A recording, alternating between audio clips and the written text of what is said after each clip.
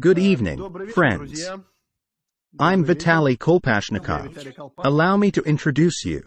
It's currently 8:12 p.m. Moscow time on June 4, 2023, Sunday, summer. I'm Vitaly Kolpashnikov, and joining us on the broadcast is Leonid Vasilievich Konovalov. He is a graduate of the Gerasimov Institute of Cinematography, aka Geek, a cinematographer, a longtime geek teacher, a teacher at the Moscow Film School, at the private film school Lestnitsa, and also an expert on the NASA Apollo program, correct? Yes, that's absolutely correct.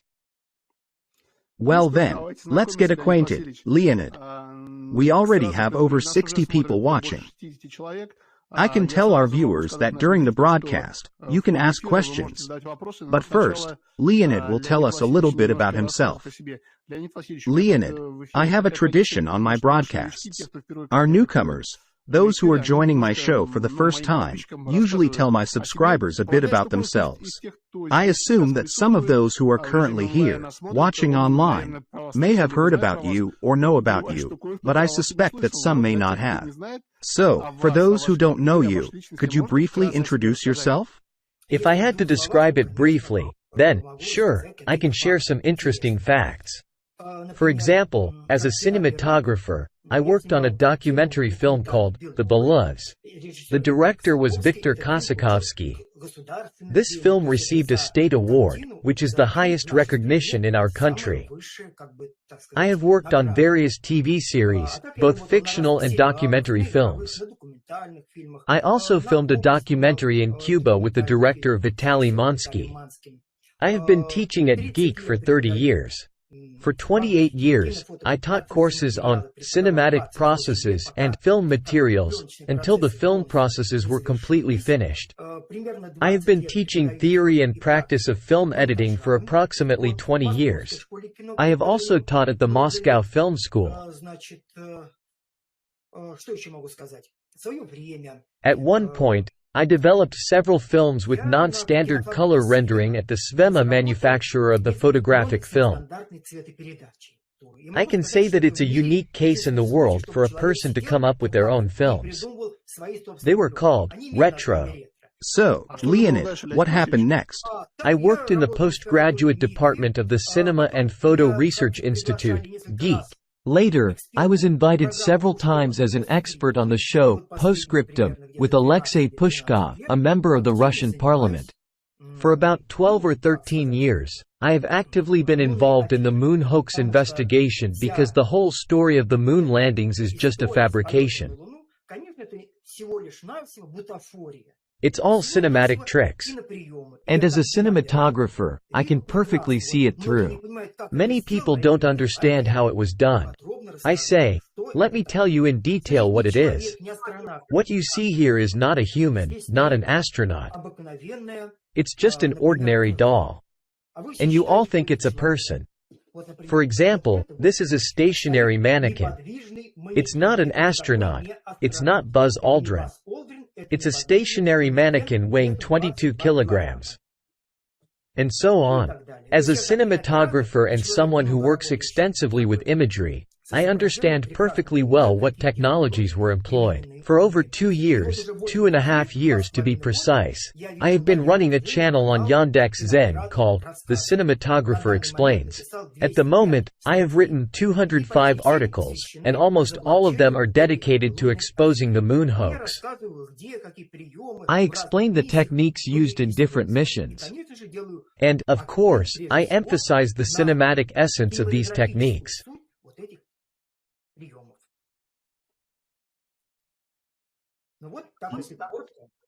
Let's start in chronological order. The year is 1969. The American moon program, Apollo 11 mission. What we saw in the footage with Armstrong and other American astronauts, was it filmed by Stanley Kubrick somewhere in Nevada or elsewhere?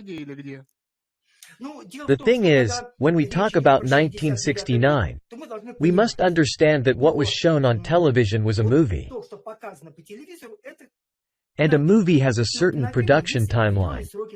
Therefore, the premiere was set for July 16, the launch of the Saturn V carrier rocket with Apollo 11 spacecraft. The filming took place several years before that. For example, there is a Hollywood film playing in theaters right now. You look it up on the internet, and it turns out the filming started 2 years ago. The same goes for the Kubrick's involvement. There is a photograph from 1965 that I can show you, where NASA employees are seen together with Kubrick.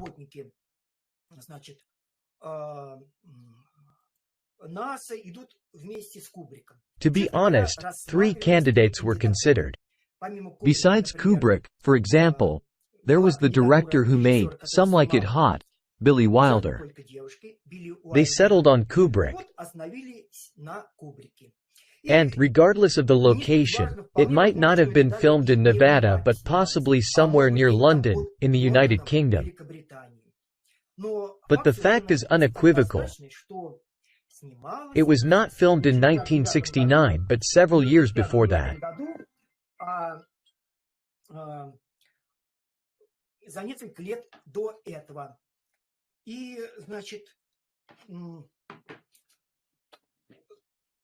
And 2 years before the mission, no one knew who would actually go. For example, that it would be Armstrong. The decision that Armstrong, Aldrin, and Collins would go was made 3 months prior. Therefore, you won't see any faces in any of the lunar photographs because, in reality, different actors played the Armstrong's role. If you look closely, you'll notice that these actors were about 30 to 40 centimeters shorter than the Hollywood actors Armstrong and Aldrin. Here, for example, I'll show you a photograph. American astronauts were very tall. Armstrong, for example, was 5 feet 11 inches or 1 meter 80 centimeters. But, on the other hand, our cosmonauts were noticeably shorter. Yuri Gagarin was 1 meter 65 centimeters or 5 feet 4 inches, and Alexei Leonov was around 1 meter 63 centimeters or 5 feet 3 inches. Everyone understood that there was very little space inside the spacecraft, inside the return capsule. So they selected cosmonauts of shorter stature. In contrast, American astronauts were very tall. And here, I want to show you this. Look, for example, here a NASA employee is showing a ladder, and a flag case is attached to the side. You can see that the top of the flag is at the height of his head. And this is a live broadcast from the moon. Maybe it's not clear here. The top of the flag is here, and the astronaut is significantly lower. It is known that the distance between the steps of the ladder the astronaut descends is 9 inches. And if we measure the height of the astronaut from the top of the helmet to the heel, it turns out that this astronaut is about 55 centimeters shorter than Armstrong. Here is a photograph of Armstrong on training on this ladder. I've aligned them so that the steps match. And we can see that the lunar astronaut, aligning them by the top of the helmet, at the bottom it only reaches the knee. In other words, the actor who played Armstrong in the moon footage, in the most famous shots, was approximately 55 centimeters shorter when considering Armstrong's height with the helmet and those lunar boots. So Armstrong and Aldrin were played by completely different actors, dwarfs.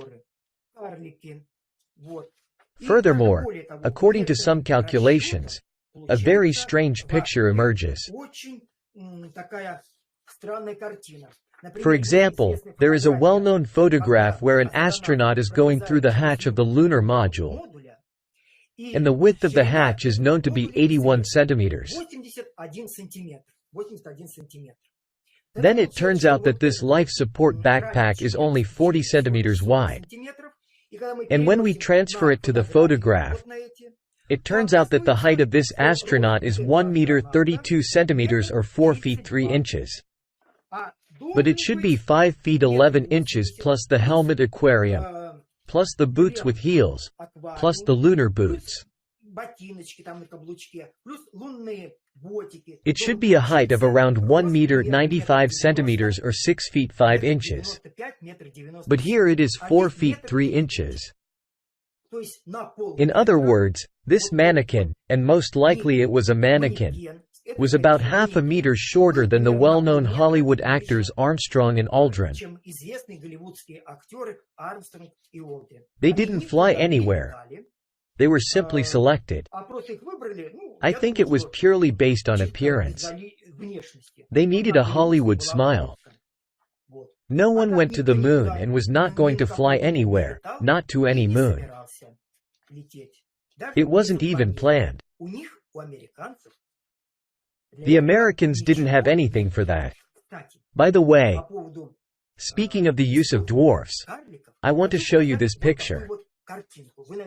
You've probably seen this movie, you know, right? Frodo? You know? Frodo? Yes, yes. Oh, is it The Lord of the Rings? Yes, yes, the trilogy. And here, to show that some people were taller and others shorter, doubles were used. Among the doubles, there were dwarfs. The use of dwarfs in movies is quite common. I don't see anything particularly special here. But to summarize, it can be said that in 1969 the Americans had nothing to fly into space. They didn't have spacesuits for the moon. Furthermore, these spacesuits still don't exist. They have been trying to develop a lunar spacesuit for 10 years now, and still, nothing. Enormous amounts of money have been spent, and there are still no lunar spacesuits. And what was supposedly used on the moon in 1969 to 1972 was just ordinary props. For example, according to the Encyclopedia Astronautica, the weight of this spacesuit is about 54 kilograms.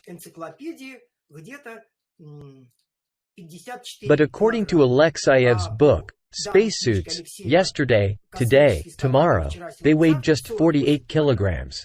And we know that currently, on the International Space Station, the EVA spacesuits worn by those who go outside the station weigh 120 kilograms. The American one weighs even more, 150 kilograms. That's why they are urgently rewriting the weight of the Apollo 11 spacesuit on Wikipedia, saying that it was not 48 or 54 kilograms but 91 kilograms, just to make it somewhat closer to reality.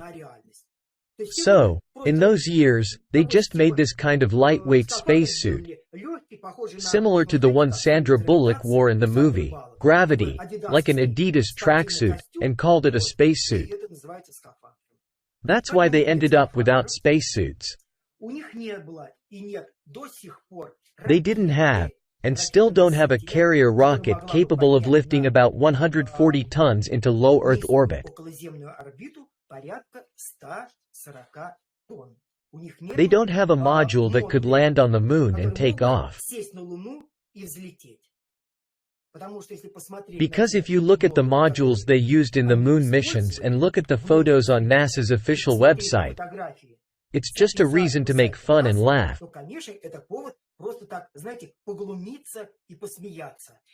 These are photos from the official website. This is just some crumpled aluminum foil. It's also fake, with all these gaps.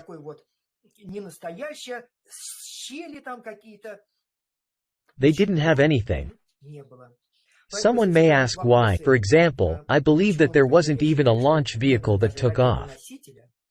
After all, everyone will say, how is that possible? We saw it. Half the world saw it live, the launch of Apollo 11.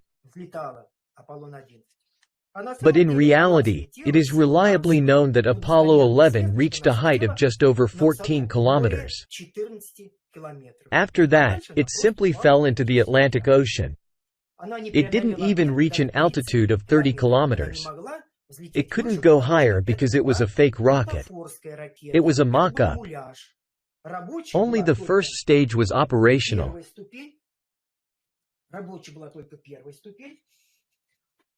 All the other stages were empty dummies.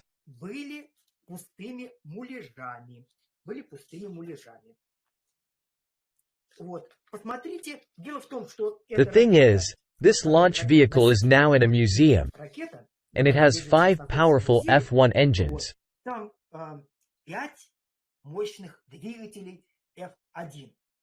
The rocket itself weighs 3,000 tons. This entire gigantic rocket weighs 3,000 tons. And to lift this rocket and send it somewhere into space, 5 powerful engines were used. If we look at these engines, we divide 3,000 tons by 5. Each engine had to have a thrust of 600 tons.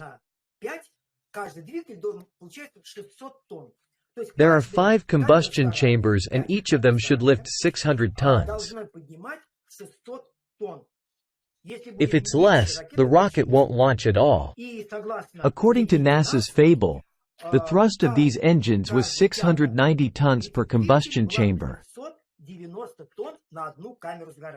So what's the matter? The most modern powerful engines, for example, those Russian ones, have a thrust of no more than 200-ton force per combustion chamber.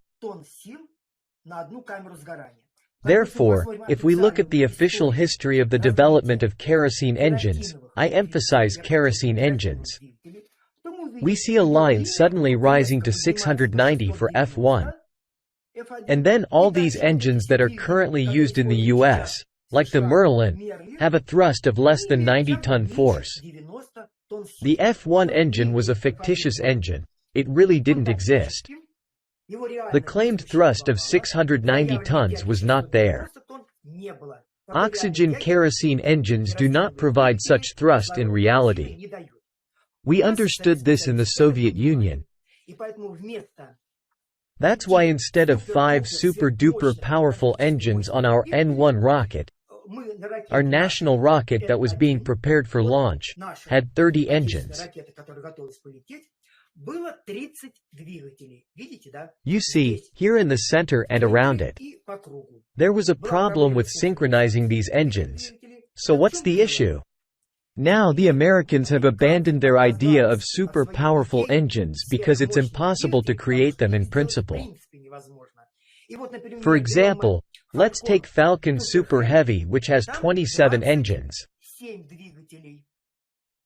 There was an attempt to launch the Starship to the moon. It had 30 engines.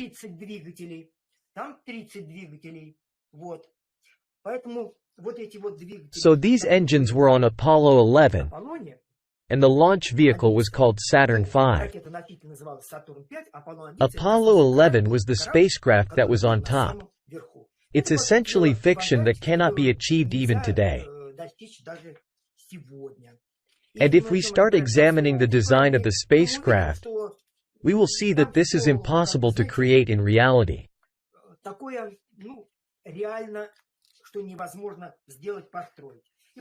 In essence, only the first stage of Saturn V was operational.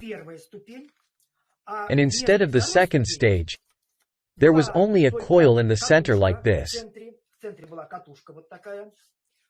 It can be seen in the assembly. And there was stage casing. The second and third stages had just stage skin, and an empty coil was inside. So the second and third stages were empty. It wasn't even planned for this rocket to reach low Earth orbit. But it took off, went up a little bit, and that's it. And the most interesting thing is that there is a video footage of the launch of Apollo 11. And all that was shot on film completely contradicts NASA's official version. If we analyze these amateur videos filmed by enthusiasts during the launch of Apollo 11, we will see that the rocket's speed and altitude do not correspond at all to the data provided by NASA. So, This rocket gained neither speed nor required altitude. In particular, there are at least 4 videos where Apollo 11 is seen piercing semi-transparent clouds as it passes through them. On the day of the launch, July 16, 1969, there was semi-transparent cloud cover of cirrus clouds. When the rocket passed through these clouds, it cast a shadow on them. These clouds were at an altitude of approximately 8 kilometers, and it took 106 seconds for the rocket to reach that altitude. So, what does this mean? Theoretically, after 106 seconds, the rocket should have been at an altitude of 24 kilometers. But in reality, it only reached the upper layer of clouds at 8 kilometers. It means that it did not gain any altitude or speed. Next, another aspect visible in Apollo 11 is the presence of a contrail. You probably know that an aircraft leaves behind a contrail. It forms in the tropopause, at an altitude ranging from 12 to 14 kilometers, depending on the latitude. During Apollo 11 mission, a contrail was also observed trailing behind it. It appeared at the 140th second. At the 140th second, Apollo should theoretically have been at an altitude of 47 kilometers. However, it only reached the tropopause, approximately 14 kilometers. And then Apollo 11 descended. That's it. It did not go anywhere. It reached a maximum altitude of slightly above 14 kilometers, maybe up to 30 kilometers due to inertia. Then it fell into the Atlantic Ocean. To make it less noticeable, they burned it. Another interesting point is that the spectators should not suspect anything. The launch, as you know, directs towards the east. The Earth rotates from west to east, which makes it seem like the Sun is moving from east to west. Therefore, to take advantage of the Earth's rotation and add additional velocity to the rocket, launches are always conducted towards the east. In the east, the sun has already risen in the morning. So, all the spectators gather and watch. The sun has already risen at 9 o'clock in the morning. Apollo 11 is being prepared for launch. Everyone stands and looks directly at the sun. The rocket launches next to the sun. That's why no spectator properly saw anything. And the Americans came up with this trick. When the first stage is flying, you see flames and a stream of burning gases. They claimed that the second stage was fueled by hydrogen, and the flames were invisible. Therefore, they say, you couldn't see it. The rocket moved away, and you couldn't see it. So, there was nothing there. That's why I firmly believe that these Apollo rockets did not go higher than 30 kilometers up. So, no one was planning anything real. There were no powerful engines. If you look at the design of all these, I apologize. Here, for example, there was the lunar module, and it was covered with a fairing. The fairing had 4 petals, and the Apollo spacecraft, weighing 32 tons, stood on these 4 petals. So, it was a poorly designed structure in general. Ask your questions because everything we see in the moon landings, the dockings, it's all just ordinary movie tricks.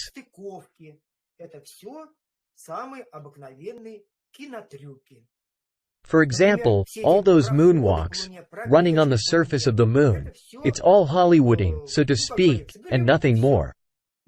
There's nothing there that resembles the moonscape at all.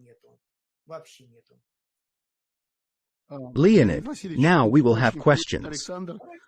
I have many questions in my private messages and comments. Okay, let's begin. Let's start with questions from the audience. Now someone completely unknown to me from St. Petersburg will ask you questions. Alexander from St. Petersburg. Hello. Hello. I agree. We are not acquainted. It's the first time I hear about you. I have a question about the Soviet space program. Can I ask a question? Or are you only an expert on the American program? You see, I am a cameraman. I can judge based on certain external signs. I do look into, for example, the Soviet program. I write in great detail, for example, about how the filming of the dark side of the moon was conducted. I couldn't find it anywhere on the internet, so I published it myself. Let me ask your opinion. Are you aware? There is an opinion that Gagarin and Seryagin flew abroad. And Gagarin didn't crash in the accident where he was declared dead.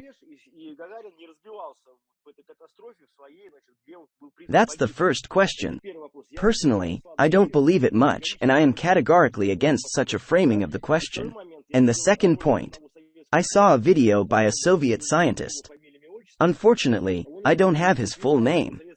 He claims that in the Soviet Union, in the lunar programs Luna 1, Luna 2, Luna 10, Luna 12, only somewhere around the 10th attempt did they manage to reach the moon. All the other attempts resulted in the spacecraft flying so far off course that all the mathematical laws by which it was launched simply didn't work. So, these are two questions about Gagarin and the Soviet moon. Thank you. You know, of course, there are many speculations. For many years I communicated with Boris Smirnov. He was the head of the cinematography department at VGIT, and I worked at that department. Boris Smirnov was the person who taught Gagarin how to handle a camera and a movie camera. He was the head of the photo laboratory. So, regarding Gagarin, he told me that there were no such stories about Gagarin flying abroad. He told me the intricacies of how everything was going on. There is even a documentary film where he explains in detail that even the word cosmonaut was prohibited. It was classified. So, everyone was called a student. Therefore, as for Gagarin flying abroad, I think it doesn't fit the facts at all. It's not even clear what basis all of this is based on. And what was the second question? I forgot. About the Soviet moon program that we reached the moon from the 10th attempt. Ah, yes, look. You see, here's the thing. To launch a satellite or any spacecraft towards the moon, we started doing that in 1959. And it was in early January 1959. So, just 2 years had passed since the launch of the first satellite. And after 2 years, we launched a spacecraft towards the moon. It flew at a distance of about 5,000 kilometers. The thing is, in order to overcome the Earth's gravity, it travels at a speed of 11 kilometers per second. As it gradually starts to be attracted to the Earth, the speed decreases. But when the moon catches it with its gravity, it accelerates and crashes into the moon. So, we had a second Luna, a second spacecraft that hit the moon approximately in the middle, at a speed of 3 kilometers per second. So, the difficulty is not just about reaching the moon, but also periodically adjusting the orbit. And it's necessary to process a large amount of information. With a flight speed of 3 kilometers per second, it's not surprising that it was difficult to accurately calculate the trajectory. And certainly, we had unsuccessful landings as well. The first soft landing happened only in 1966. You understand, right? It took us 6 or almost 7 years to land softly on the moon. Because when landing on the moon, we need to reduce the speed from 3 kilometers per second almost to 0. And that's why only in 1966, after 7 years from the launch of the first spacecraft towards the Moon, Luna 9 managed to achieve a soft landing.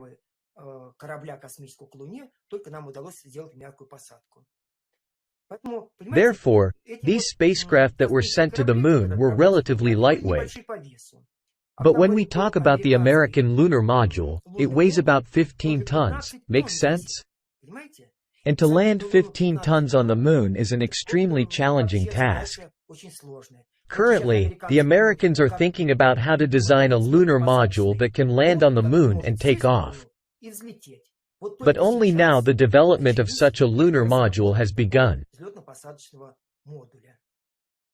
So, what the Americans proposed in 1969 was purely in the realm of science fiction. It was not well thought out from a theoretical, economic, or energy perspective. It was simply a facade. Thank you for the question, Alexander. Does anyone else want to ask a question to our specialist? Are there any other interested individuals? Let me initiate by sharing some information. Maybe questions will arise.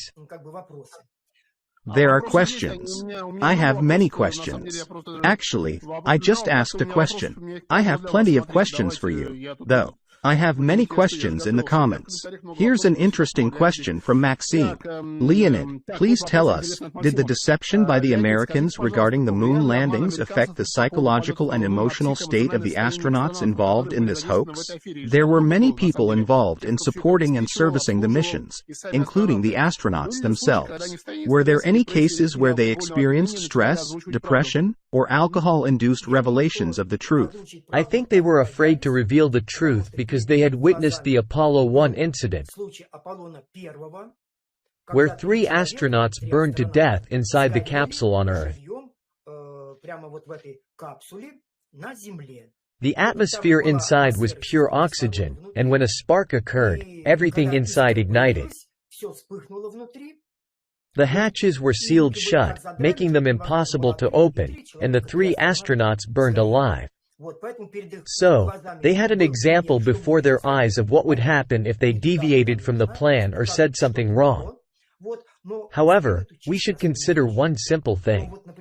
These astronauts were being prepared for the falsification long before Apollo, several years in advance. Armstrong initially flew in 2-seater Gemini spacecraft, and even that Gemini mission was a fabrication.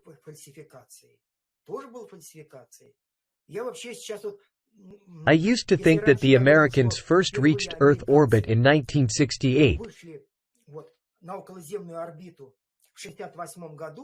Now I am more inclined to believe that the Americans were able to replicate Yuri Gagarin's flight only 20 years later, in 1981, on April 12.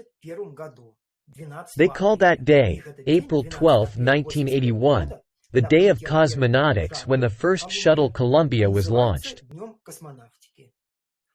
So, I believe that they actually achieved Earth orbit for the first time 20 years later, in 1981. Therefore, all these missions, the single-seater Mercury, the 2-seater Gemini, and the 3-seater Apollo, were essentially alternative flights.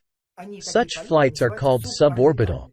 The spacecraft takes off, reaches an altitude of over 100 kilometers, up to 200 kilometers, and then falls into the Atlantic Ocean.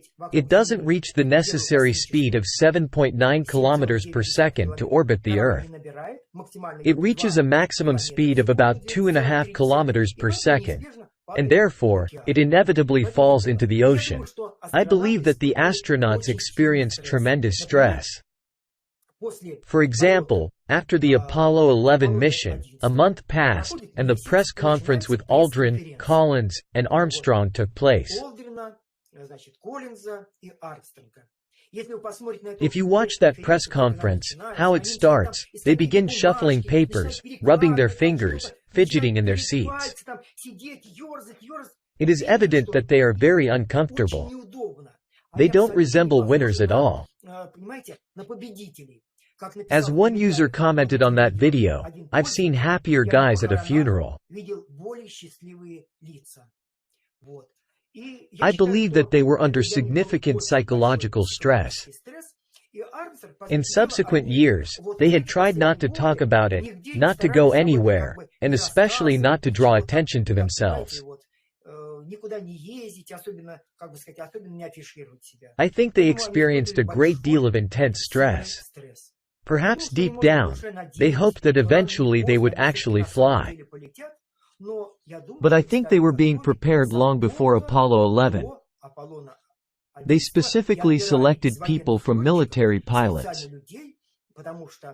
Before Apollo, there were the two-seater Gemini missions.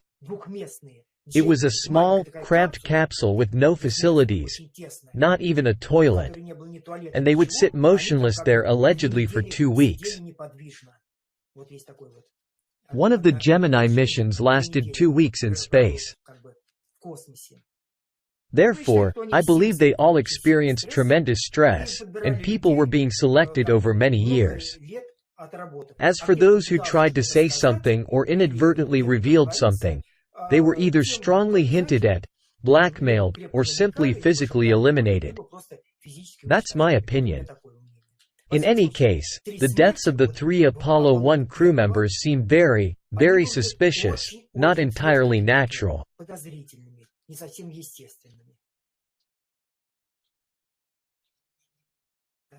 It gives the impression that the same people who killed Kennedy were behind all of this. It's all full of mystery. But there's no mystery with Kennedy. It's elementary. Can we have a broadcast about Kennedy's assassination? That's not my area of expertise. No, better ask questions about the moon. For example, the famous drives in the electric car. The electric car is driving on the moon. In reality, there's a doll sitting there. I'd be happy to tell you something that no one else will tell you. It's a 30-centimeter doll sitting on a remote-controlled model. Its arm is suspended all the time. The background is added to create a sense of a distant moonscape.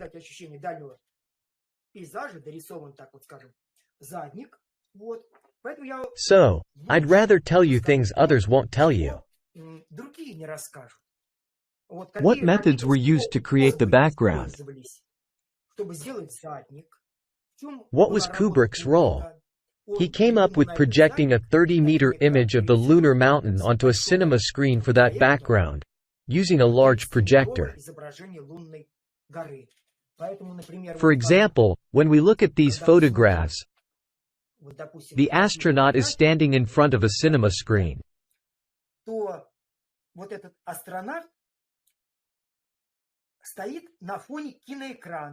The distance to the screen is approximately 26 to 30 meters. The dark bulk soil is in front on a platform, and a mannequin is standing there.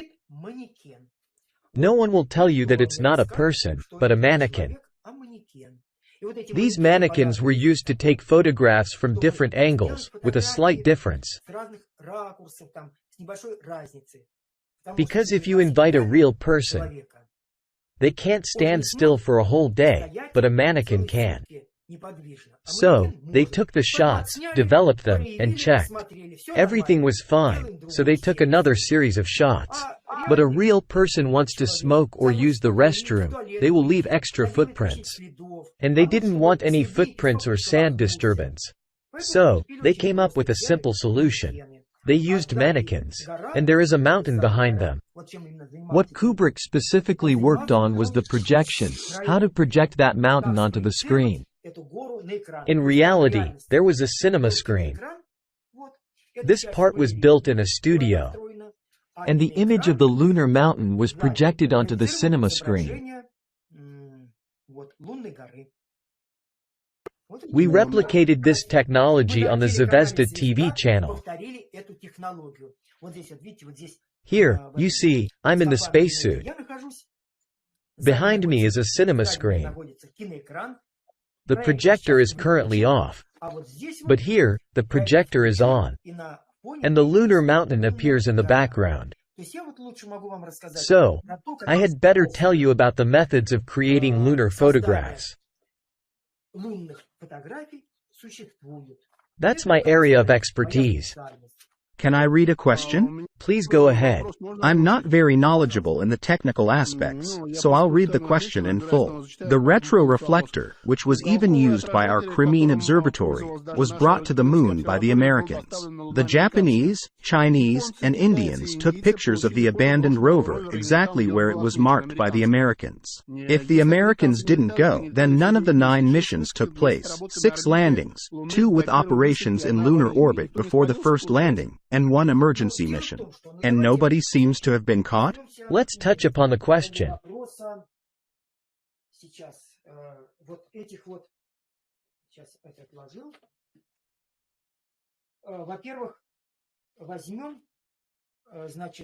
Firstly, let's address the question about the Japanese and others.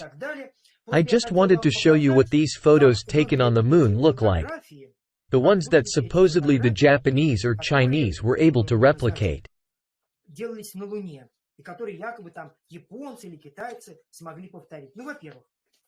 Well, first of all, the Americans always believed that the lunar soil was completely gray.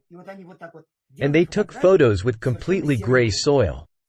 But then, especially after 2013 when the Chinese space mission took place, the Chinese rover landed, and it turned out that the moon was brown. This is roughly how the color really looks up close. This is approximately how the moon looks. And now the Americans are repainting all their photos in brown. Previously, they always brought and showed lunar rocks in a completely gray color in the photographs. So, if you go to the NASA website, for example, I took it from the NASA website, you see the surface of the moon, and in the background, there's a small lunar module. Now they rescanned it, and this lunar module is moving against the backdrop of an intense brown moon. So, the Americans got the color of the moon wrong, and now they are repainting it. Now, what did foreigners see? I'll show you what the Chinese saw. This is Chang'e 2. Look at the photo of the lunar rover sent by the Chinese.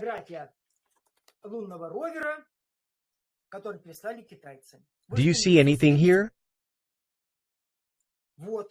They say, look, here is our American picture. Here are allegedly the tracks of the rover. And look, the Chinese completely replicated it. If you look closely, you'll see it's just a blurry spot. So, to say that the Chinese discovered the rover, it's quite a stretch.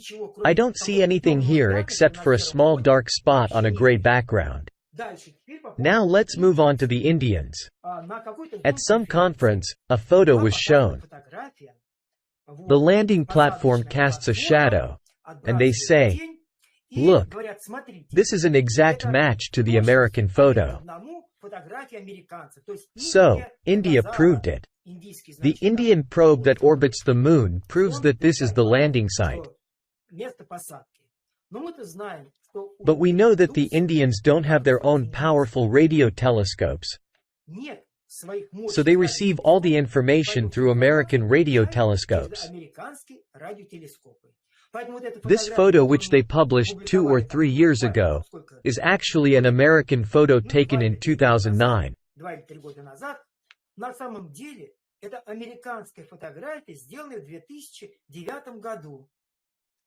It's an exact match, with the same shadow cast in the same direction. It's as if an American probe was flying there in 2009 and taking pictures of the lunar surface. And the Indian photo is an exact replica of it. So, I am absolutely convinced that this is not an Indian image, but they were given an American one and were told to show this. That's why I am very skeptical about the idea that the Japanese, Chinese, or India have photographed the landing site. If you carefully investigate, you will see that such photos simply do not exist. I am also skeptical when it comes to the claim that in the Soviet Union we monitored the Apollo 11 mission and saw them land. There are such articles in our magazines, and you can find them on the internet. However, the question arises. Even our cosmonauts Georgy Grechko and Alexei Leonov say that we received signals directly from the moon. Let's see what actually happened. Our radio telescope is located in Crimea, and when the moon is above the United States and signals are transmitted, our radio telescope cannot receive those signals. In other words, when there was a live broadcast from the moon and signal transmission, the moon was not visible from the territory of the USSR. Similarly, when the sun is shining here, it is nighttime in America, or when the moon is above the United States, it cannot be seen from Crimea or any other point in the Soviet Union, especially in Crimea. When they say, we received signals from Apollo 11 on our radio telescope in Crimea, we could not receive any signals through the Earth because the moon was over here, and the telescope was directed over there. Only after 3 to 4 hours, when the live broadcast ended, the moon rose above the horizon, and we were able to see it.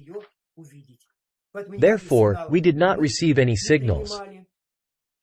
I am told in response that besides the radio telescope in Crimea, there were also ships of the Academy of Sciences. For example, the cosmonaut Yuri Gagarin, or the academician Sergei Korolyov. But these ships were completed in 1971 and could not receive anything from the American Apollo.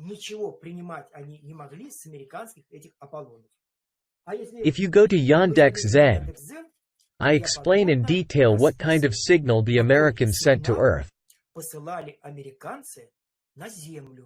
It turns out that the format of this signal was such that we simply could not decipher it. We did not have such equipment. For example, as a cinematographer, I explain in detail how the video signal was encoded. From the moon, the camera transmitted 10 frames per second. But the Americans transmitted a unified S-band signal. So they transmitted audio commands, telemetry, health status, data from all sensors through a single channel. Even if we had received this signal, even the television signal, and managed to extract it from this mixture, we still would not have been able to see anything, because it was encoded in such a tricky format. And to decipher this format, the Americans came up with various special timers to convert 10 frames per second, which is a non-standard FPS for television, into NTSC 60 frames per second. That's why they had a special disc recorder that duplicated frames, turning 10 frames into 60 half frames, and so on. We simply did not have such equipment at all. Therefore, we could not even monitor the Apollo missions, and even if hypothetically we had received a signal from the moon, we would definitely not have been able to decipher it. So, I believe that we did not track them. And all these talks about other countries seeing it, I think, upon closer examination, turn out to be unreliable. As for retroreflectors, there are plenty of articles. You see, retroreflectors can indeed be located only from one specific lunohode. But in reality, these retroreflectors are of little use. On different TV shows, they show us how they direct a beam of light through a telescope. But the thing is, when a ranging signal is sent to the moon, for example, when we direct it through a telescope, it diverges, And on the Moon, it forms a spot with a diameter of 15 kilometers. Now imagine, the diameter of the spot that reached the Moon is 15 kilometers, and somewhere there is a small retroreflector. And from that reflector, only one single photon returns to Earth.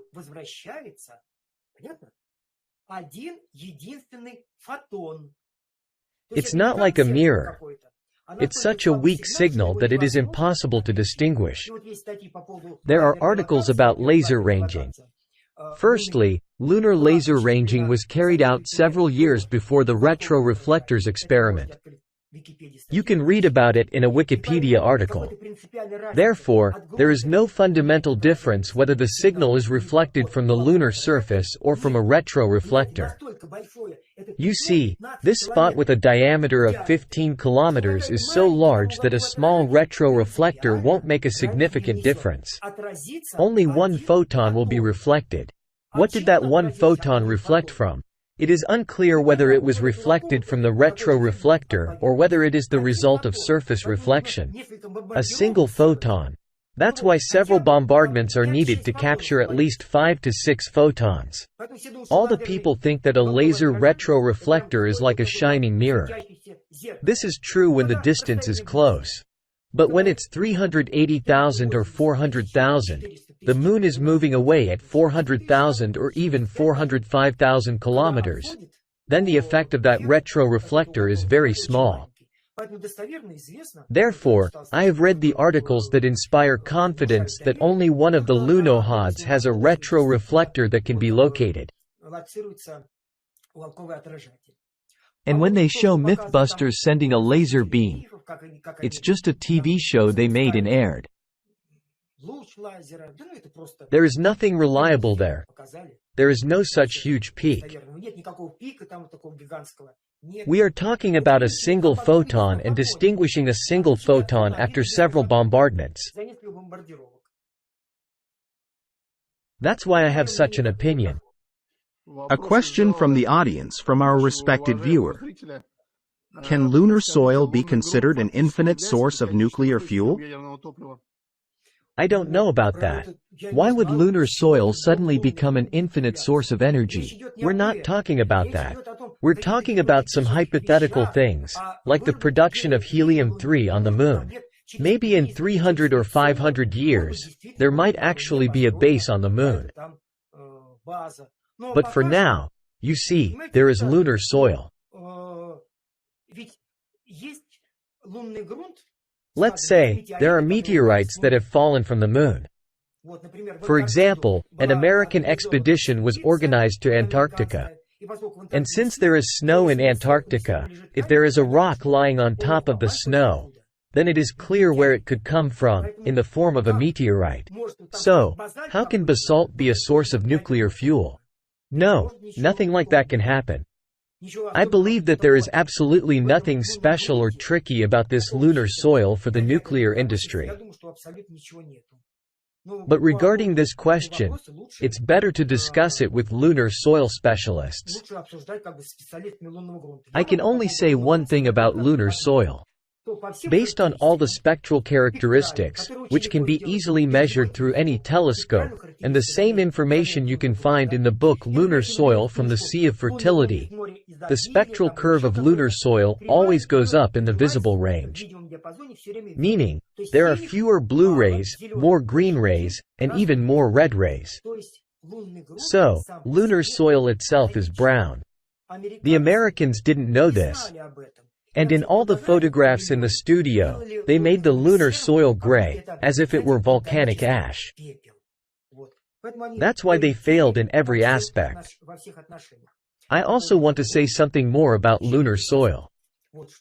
The Americans claim, we brought back 382 kilograms of lunar soil. We handed over, I believe, 32 grams of lunar soil to the Americans. And in return, they gave us, I think, 29 grams. So, when you ask our academicians, who studied the lunar soil, who researched the American lunar soil in the Soviet Union, Eric Galimov answered on the phone. And this interview appeared on Alexei Pushkov's show, Postscriptum. Alexei Pushkov is a member of the Russian parliament, State Duma. When Galimov was asked, who in the USSR studied the lunar soil from the USA? Who held it in their hands? He replied, I don't know, I'm not aware, I wasn't inquiring. Personally, I studied the soil from the Soviet robotic probe Luna 16.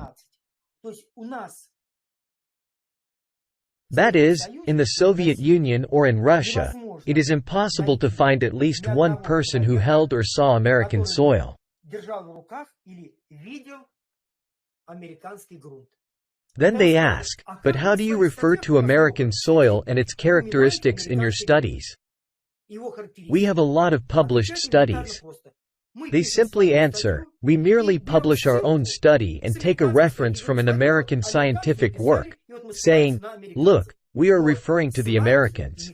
But they refer to it, and no one held American soil in their hands. That's why many interesting discoveries were made in the Soviet soil. An inoxidizable iron film and other very interesting things were discovered in our samples of lunar soil. 300 grams of lunar soil or regolith were brought back by 3R expeditions. Luna 16, Luna 20, Luna 24. The Americans say, we brought back bedrocks, i.e. moonstones. No one has seen them. And when recently there were attempts made to study these rocks, they say, we hid them in storage for future generations. We are currently providing them for research. But when requests to study are made, they don't give them to anyone. They give them as gifts, but they pour them with epoxy resin so that no one can analyze them. That's why we have a sample of Apollo 11 lunar soil in the Museum of Cosmonautics at the Exhibition of Achievements of National Economy. These are a few grains embedded in a sphere of epoxy resin. No one will break the souvenir out of this epoxy resin sphere. No one will perform a chemical analysis, so it's like a souvenir, and what's really inside is unknown. And you know, some articles have recently been published stating that when they started to study the Apollo 14 lunar soil, it turned out to be of terrestrial origin. And then the Americans came up with the version that this meteorite fell from the moon to Earth, hit the Earth, flew back to the moon, and the Apollo 14 mission retrieved this meteorite. It's as if it made a round trip, you know? It's absolutely incredible. Meteorites fall, yes, they fall. But for it to hit the Earth, gain a velocity of 11 kilometers per second again, and fly back to the moon, well, that's completely in the realm of unscientific science fiction. In my opinion, the Americans don't have any soil. Maybe they have some 30 grams, I don't know, no more. But there are no quantities measured in kilograms. That's what they show, some gray boulders. They should actually be a different color, like lunar soil. You know what lunar soil looks like? It resembles the crust of black bread or a brown briefcase. They are similar in color. But the Americans have some gray stuff, completely unlike what it should actually be.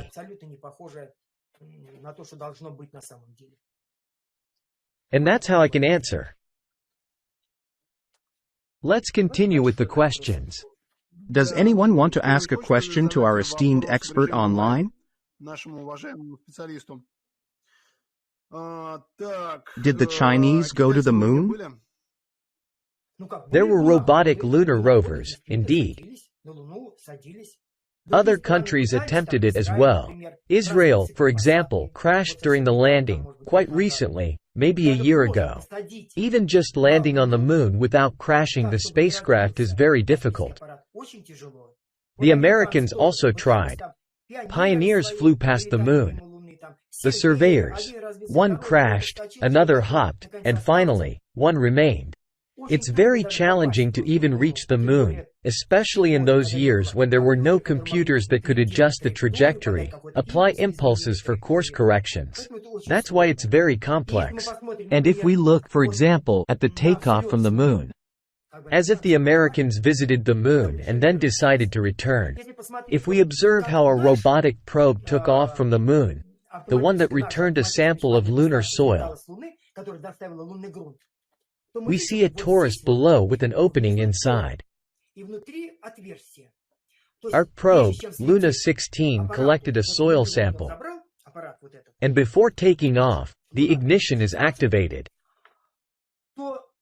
First, the jet of burning gases must stabilize. It takes 5 to 6 seconds, and then liftoff. The height from this platform to the moon's surface was about 1.30 meters. But the Americans had nothing on their lunar module. It was a flat surface. Here was a flat surface. We know that when a rocket takes off, there must be always a gas escape channel at the bottom. We have seen this channel. But the Americans didn't have anything like that on the moon. Their lunar module was just some prop for the movie. There was nothing real there. Personally, I have a question. Why did the Americans organize this show? What was the purpose of all this? One can ask a similar question about sports. Why do people participate in the Olympic Games? Because it is a matter of national prestige. Just winning the 100-meter sprint or the breaststroke swimming is very prestigious, and here the prestige of an entire nation is at stake.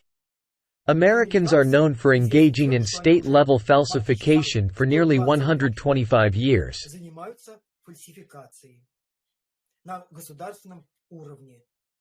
They, for example, couldn't achieve many things.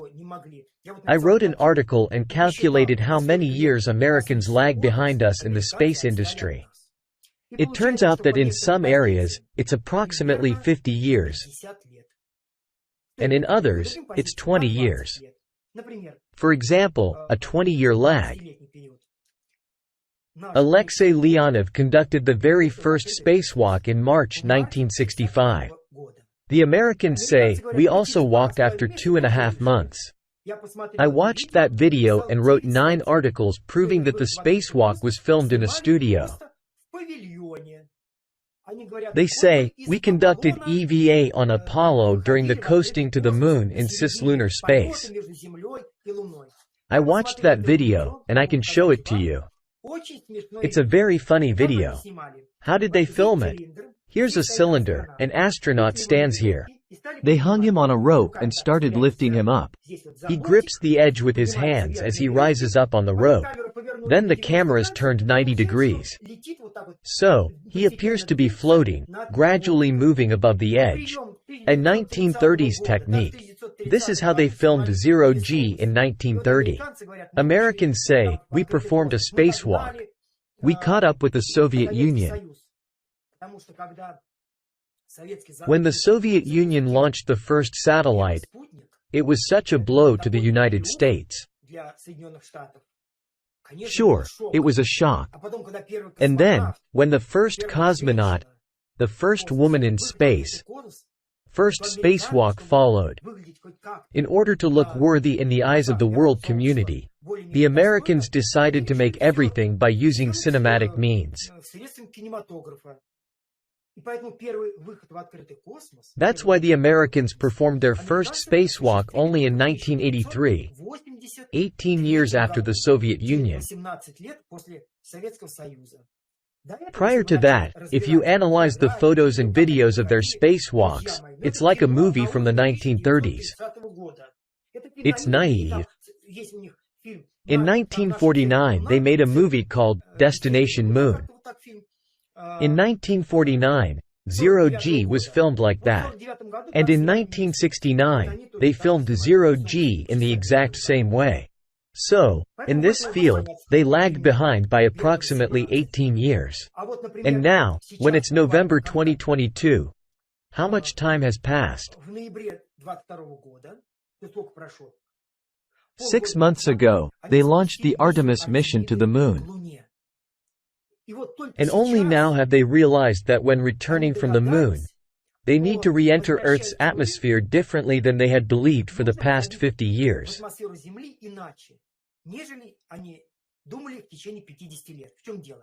When you throw a stone upwards, no matter how fast you throw it, it loses its vertical velocity at the top and starts falling down, returning to Earth at the same speed.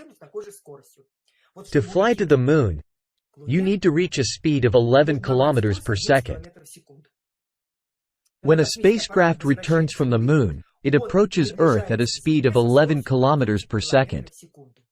In those Apollo missions, Americans claim that they returned from the Moon at escape velocity of 11 kilometers per second, practically plummeting into the atmosphere.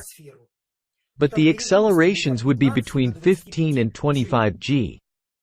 A man would die.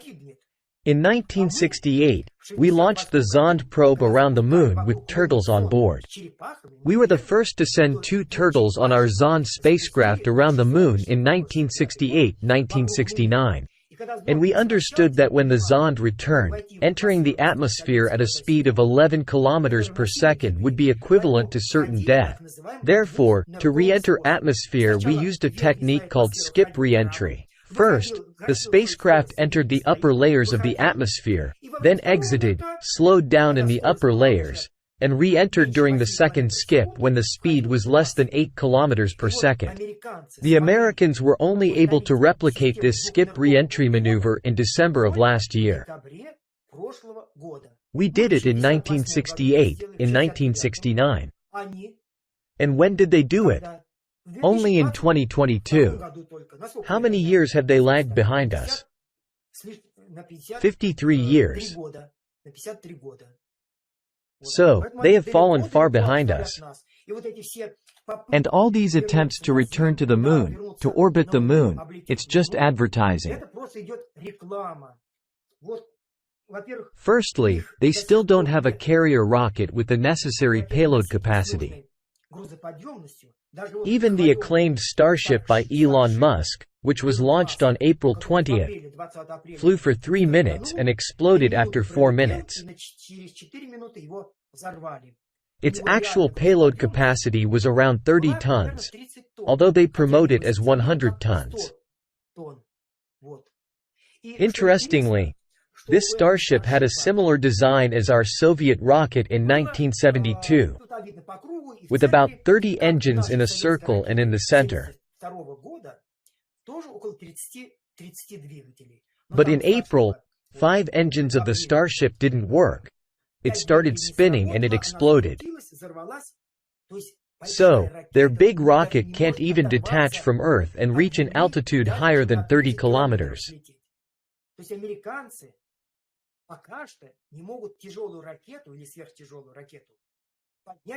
How did they do it in 1969?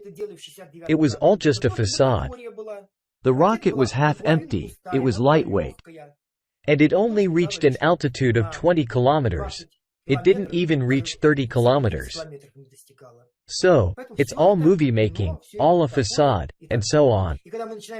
And when we start examining different details, like the spacecraft docking and the footage of moonwalks, you begin to watch closely and realize that these are ordinary movie tricks. For example, when I looked at the docking of the spacecraft in lunar orbit, how Apollo docked with the lunar module,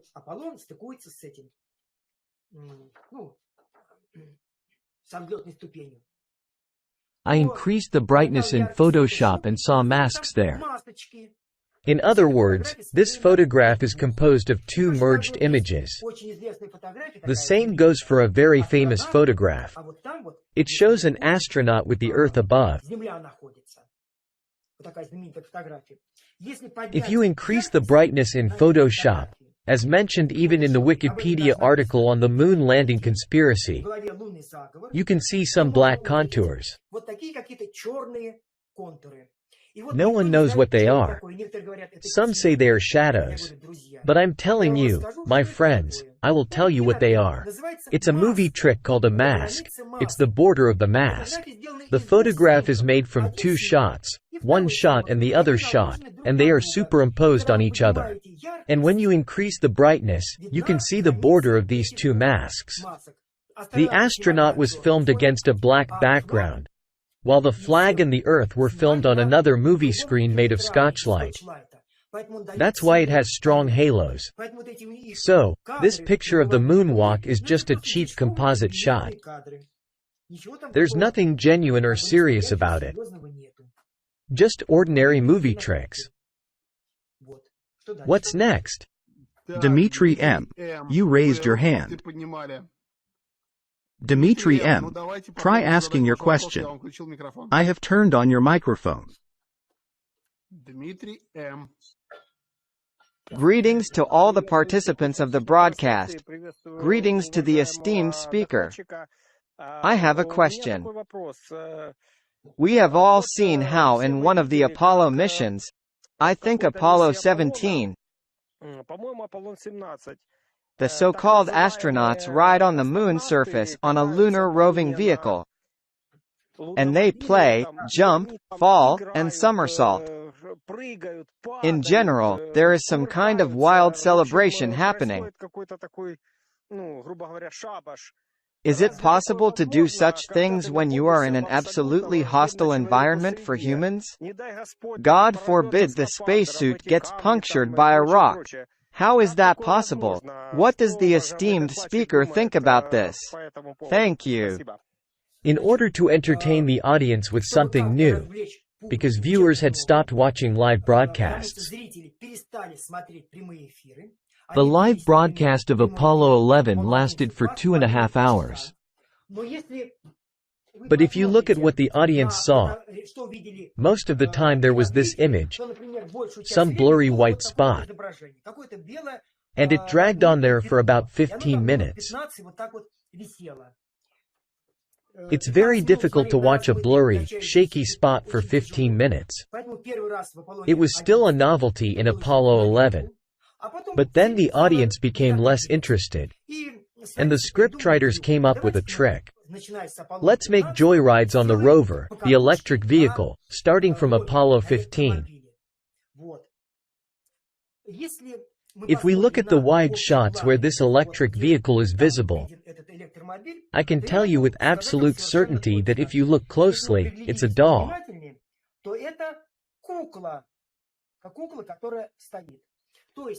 Sometimes they show this rover up close, part of the wheel, and the astronaut walks around it. It's a full-sized model. But showing a moving rover in a wide shot is impossible. Why? First, imagine an entire stadium that needs to be illuminated by a single light source. We don't have such super-duper powerful light sources. Imagine trying to illuminate a whole stadium with just one spotlight. It won't work. So, they came up with an idea. Let's create a small studio, 20 to 30 meters wide. Let's take small toy models of these rovers.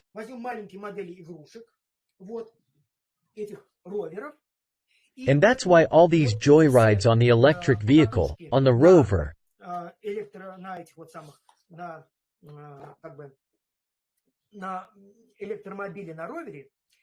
if it's a wide shot, it's either a doll or some mannequin.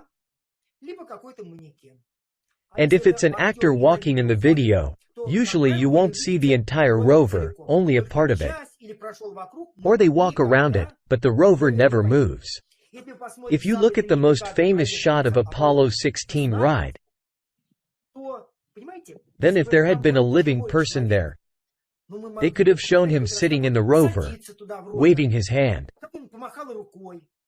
But there was a doll sitting there, and the whole time its left hand was hanging motionless in a bent position.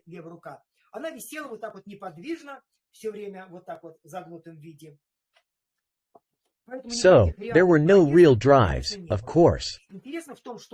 Interestingly, during the rehearsals on Earth, the left hand was always resting on the knee.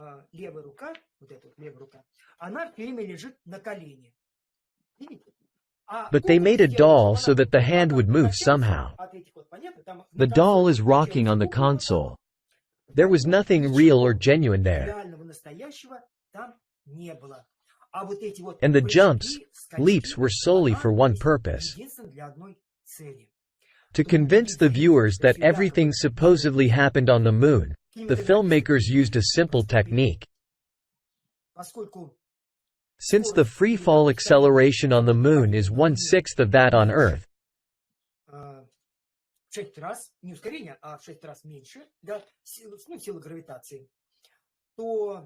it can be simulated in a simple way. The square root of 6 is 2.5, or more precisely, 2.46. So, one had to film at a speed 2.5 times faster, 60 frames per second, and then play it back at the normal speed of 24 frames per second. This resulted in filming at an accelerated speed, and all the astronauts move slowly in such weak gravity. They specifically asked the actors to kick up as much sand as possible. Because flying sand falls slowly and creates the illusion that the astronauts are on the moon. That's why they specifically asked the actors to jump as much as possible, throw rocks, and even drop expensive million-dollar instruments. So, if you watch Apollo 16, their hammers are falling. They took some scientific instrument and bam, hit it on the surface, kicked it with their feet. All was designed for a television presentation. After all, no one could have predicted that 30 to 40 years later, the internet would appear, and every frame could be paused. That's why they didn't particularly bother. And to make it more interesting for the viewers, they came up with various jumps, leaps, and so on.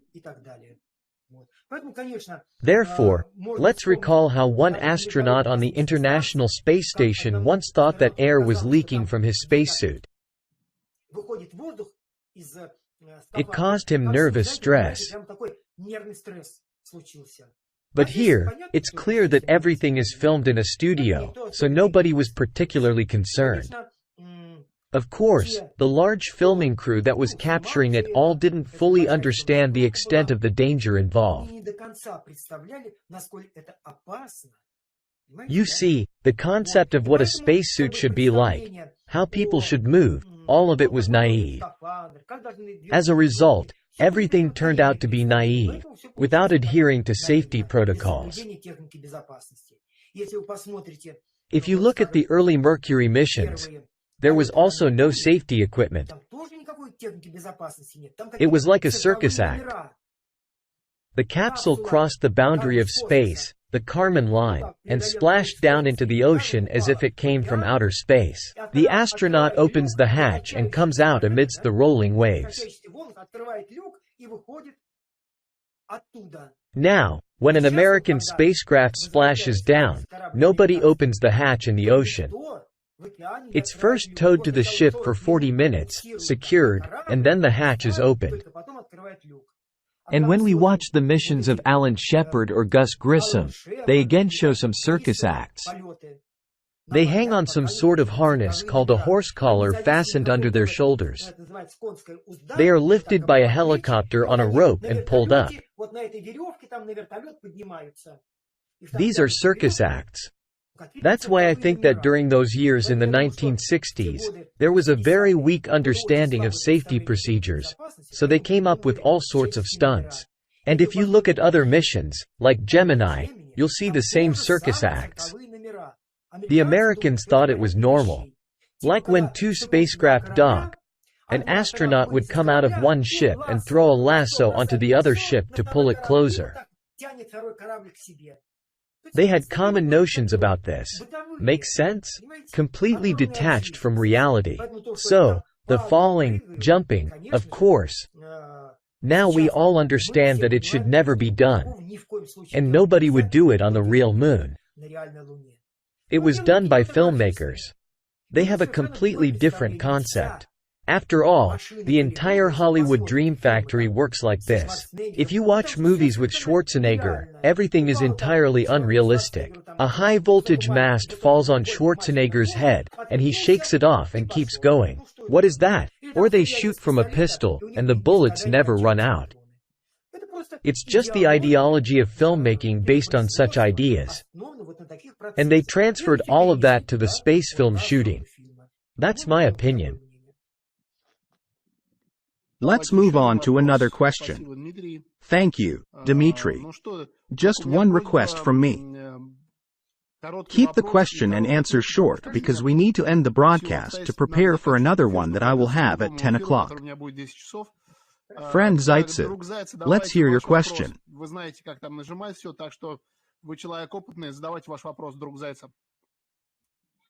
Hello, esteemed speaker.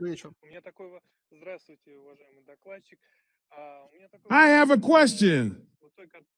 In the whole scheme of things that you described, where Americans didn't go to the moon, how, from your point of view, was it possible to ensure silence from people who dislike America? Even if we assume that the USSR made an agreement with the USA about it, there's still China and many other countries that are not fond of the USA.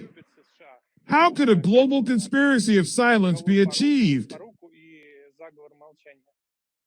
I think it's elementary. For example, it's similar to the COVID story. We received an order from the World Health Organization in New York.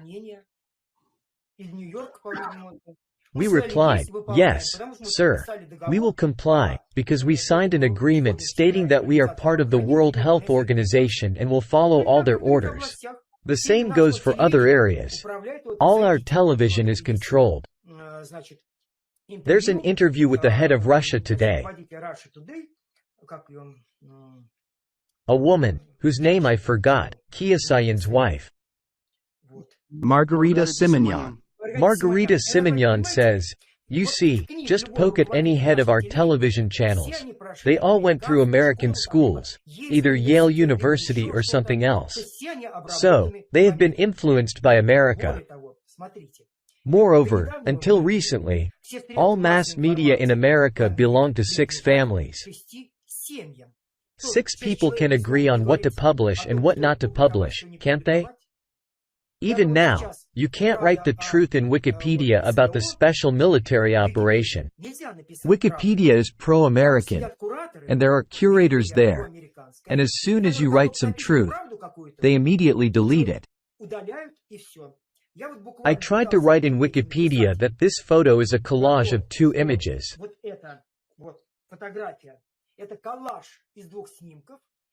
My information lasted on the website for 30 minutes. I waited and wrote again a few days later. It was deleted after an hour. People are vigilant there. The thing is, until we cancel Article 15.04 of the Constitution and Article 13.02, Article 15 about the priority of international laws over Russian laws and our obligation to comply with all orders from foreign courts and organizations, the situation won't change. Our television will still be controlled by foreign companies. For example, our television is managed by the rating company TNS, Taylor Nelson Safrez. They decide which shows should be shown, what you should show on NTV, and then they will give you high ratings, advertisements, and movies. I couldn't understand before why on Saturdays and Sundays when the whole family gathers, NTV shows films about maniacs, murderers, some prostitutes, and corrupt policemen. It's because, unfortunately, our organizations are controlled by completely different people. 5 major foreign companies control our economy and ministries. When you are near Beloruskaya subway station, look next to the church, there's a black high-riser. It used to have a name PwC, Price Waterhouse Cooper. That's the company that gives orders to our ministries on how to act, but now it has been renamed.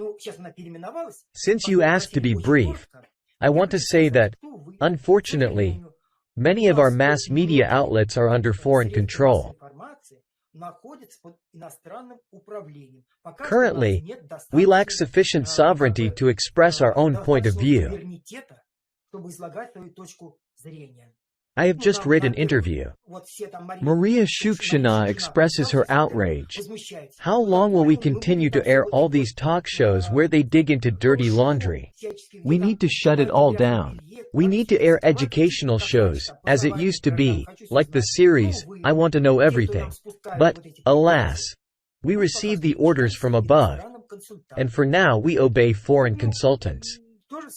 Everyone understands this, but they can't do anything because control is not in their hands. They can't freely speak up. Someone tried to tell the truth, and they were told, "Where is your money? In which bank is it kept? In America. That's it. Do you want us to freeze it?" And that's it. Right away, the president of Kazakhstan became obedient. He started doing what the Americans told him. See? So everywhere. Dmitry Rogozin gave a big interview and talked about how the fraternization with Americans started during Gorbachev's time. That's because many of our cosmonauts or business figures have businesses in America. Their children study in France or elsewhere abroad. They will never say anything bad about America, never speak the truth because they are deeply interested in their business or other matters. There are few independent networks.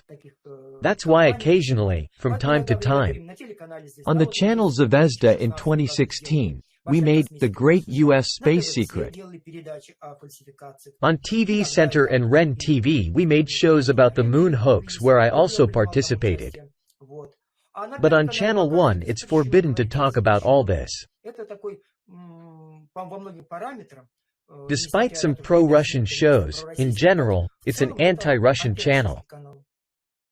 It always propagates that everything is bad in Russia, promotes negative things, digs into dirty laundry, and so on.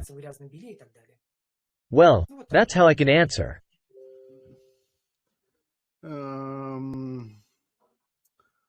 Leonid. Thank you very much. We had Leonid Konovalov on the air, a graduate of Geek, a cinematographer, a professor at Geek, and a specialist in the NASA Apollo program. Thank you very much, Leonid. And thank you to our viewers. Goodbye to everyone. Goodbye.